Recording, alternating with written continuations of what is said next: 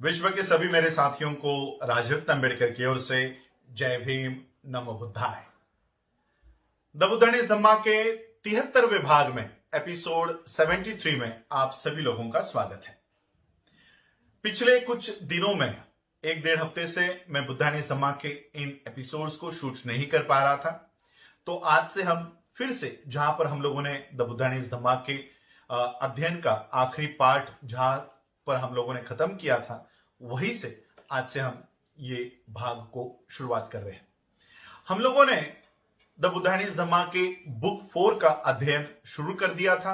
Part 1 हम लोगों ने खत्म कर दिया था। बुक 4 का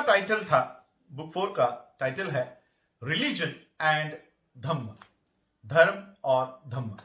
इस बुक 4 के पार्ट 1 का हम लोगों ने अध्ययन किया कि रिलीजन, पार्ट 1 का भी टाइटल वही था, रिलीजन एंड धम्म, धर्म क्या है और धम्म क्या है, ये डिटेल में हम लोगों ने वो देखा।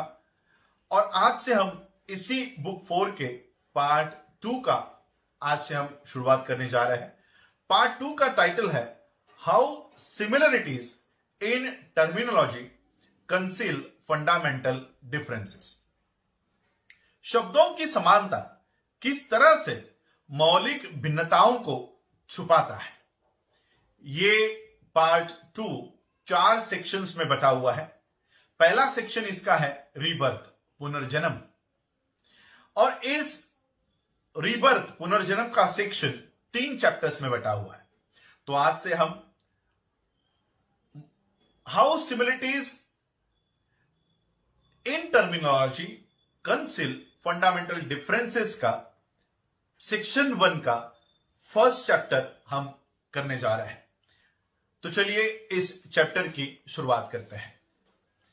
डॉक्टर बाबा साहब अंबेडकर लिखते हैं कि मरने के बाद क्या होता है, मृत्यु के पश्चात क्या होता है। यह एक ऐसा सवाल है जो हमेशा पूछा जाता है। तथागत बुद्ध के समय, उनके समकालीन ऐसे 2 मत प्रवाह थे, 2 मत विशेष थे। बुद्ध के समकालीनों में 2 अलग अलग मत थे।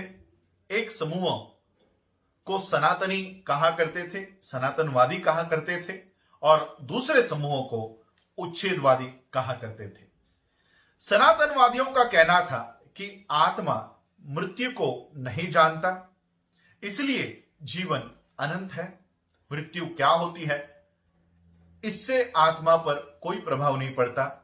जीवन सनातन है, अविनाशी है, वो पुनर्जन्म से नए सिरे से शुरू होते रहता है, उसका नूतनीकरण होता है, नवीनीकरण होते रहता है। दूसरी तरफ उच्छेदवादियों का सिद्धांत एक ही शब्द में उसका सारांश है, उच्छेदवाद, जिसका मतलब है कि मृत्यु सभी चीजों का अंत है। मृत्यु के बाद कुछ नहीं होता, मृत्यु के बाद कुछ नहीं बचता। तथागत बुद्ध ये सनातनवादी नहीं थे, क्योंकि सनातनवादी होने के लिए इस बात पर विश्वास होना जरूरी था कि आत्मा नाम की कोई चीज भी होती है या आत्मा का अस्तित्व होता है, जिसका तथागत बुद्ध विरोध किया करते थे। तो अब सवाल पैदा यह होता है कि तथागत बुद्ध अगर सनातनवादी नहीं थे, तो क्या तथागत बुद्ध उच्छेदवादी थे? क्या तथागत बुद्ध ये आत्मा के अस्तित्व पर विश्वास नहीं करते थे? तो सहज रूप से, स्वाभाविक रूप से ये अपेक्षा की जाती है, तो तथागत बुद्ध ये उच्छेदवादी मतों का समर्थन किया करते होंगे या उच्छेदवादी होंगे। लेकिन अलगद धूपपम्म सुत्त में तथागत बुद्ध ये शिकायत करते हैं कि उन्हें उच्छेदवादी, विनाशवादी कहा जाता है, जो सच नहीं है, तथागत बुद्ध कहते हैं कि मेरा ऐसा मत होने के बावजूद भी, मेरा ऐसा प्रचार होने के बावजूद भी, कुछ ब्राह्मण, कुछ ऋषि मुनि ऐसा प्रचार करते हैं कि मैं उच्छेदवादी मतों का हूं, उच्छेदवादी मतों का समर्थन करता हूं, मैं इंसानों के विघटन का, इंसानों के विनाश का, उनके तबाही का प्रचार करता हूं। तथागत बुद्ध का अगर यह बयान सच माना जाए और ब्राह्मणी सिद्धांतों को जो बौद्ध धर्म में घुसपैठ नहीं की है, ऐसे बौद्ध धर्म को, एक प्योर बौद्ध धर्म को अगर हम सामने लेते हैं जिसमें ब्राह्मणी षड्यंत्रों का, ब्राह्मणी सिद्धांतों का घुसपैठ नहीं हुआ है, और यह बयान अगर उस परिप्रेक्ष्य में अगर हम देखते हैं तो ये गंभीर दुविधा निर्माण करता है। तथागत बुद्ध का ये बयान एक गंभीर दुविधा निर्माण करता है। ऐसा कैसे हो सकता है कि तथागत बुद्ध आत्मा के अस्तित्व से भी इनकार करते हैं और उच्छेदवादी होने से भी वो इनकार करते हैं? ऐसे कैसे हो सकता है?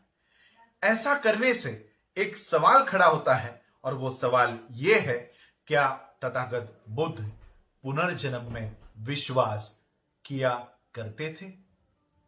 यह सवाल पैदा होता है, और इसका जवाब क्या है यह हम जानेंगे अगले भाग में। और यही चैप्टर 1 है, प्रस्तावना है, प्रास्ताविक है सेक्शन 2 की, कि शब्दों की समानता किस तरह से मूलभूत जो भिन्नता है उसे कैसे छुपाती है। तो चलिए देखते हैं कि क्या तथागत बुद्ध पुनर्जन्म में विश्वास करते थे। क्या है पुनर्जन्म, देखेंगे अगले एपिसोड में। आज आप लोगों ने मुझे सुना, उसके लिए आप सभी लोगों का आभार, धन्यवाद। जय भीम, जय भारत, जय बुद्ध।